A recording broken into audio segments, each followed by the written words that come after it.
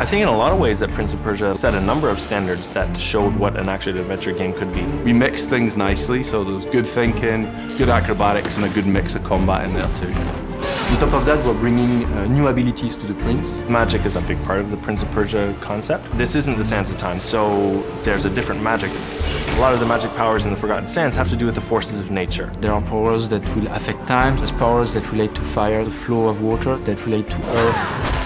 There's a big air blast, a tornado. You feel really powerful with this, controlling nature and different elements. It's cool as well.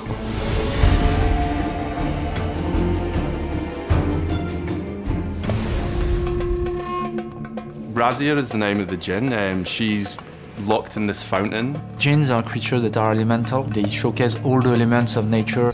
The prince is getting his powers from Razia. The powers are focused on elements of nature. What did you do? We use powers, of course, to control the environment, but the prince also uses them for mastery in combat. With his air power, he has this tornado.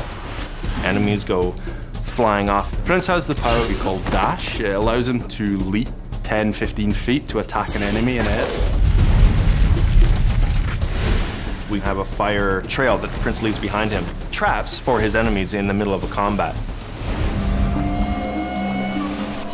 The ability to freeze water is excellent. It really refreshes the level design. It doesn't freeze the water as into ice, it more freezes them in time, so they become solid. Everything stops, and it's like, oh, now I can climb on that.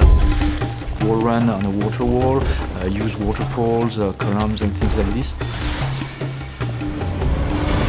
We're also able to fire a blast, like an icy blast from the prince, so it's used in combat as well. Also have the power over earth. This acts as a shield. It makes you a stone armor, it makes you impervious to attack. There's a new ability which allows him to recall ruined elements of his environment. You're kind of rebuilding their city as you go and seeing what it was like in its former glory. There's a ghostly outline of what was left. Then the player is able to bring back those sections into the acrobatics and jump on them, then they'll vanish again when he's gone. The rewind is back. It's used in other games now, but Prince of Persia is the game that invented it. From a technical point, it's really quite a complex system. It's difficult for us to do that, but we felt we were going back to the original trilogy. Rewind was an epic thing from those games. We needed it in the game.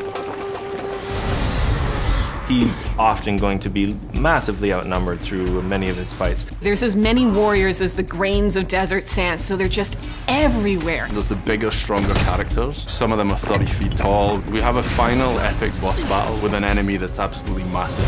It gets pretty crazy and you really have to be on your toes. You're mixing between water and recall. When you get to the end of some of these huge jump sequences, it's just so satisfying. This is the Prince of Persia, so I need to execute it properly in time, in rhythm. Jump through a water wall, refreeze, rebound, refreeze, rebound.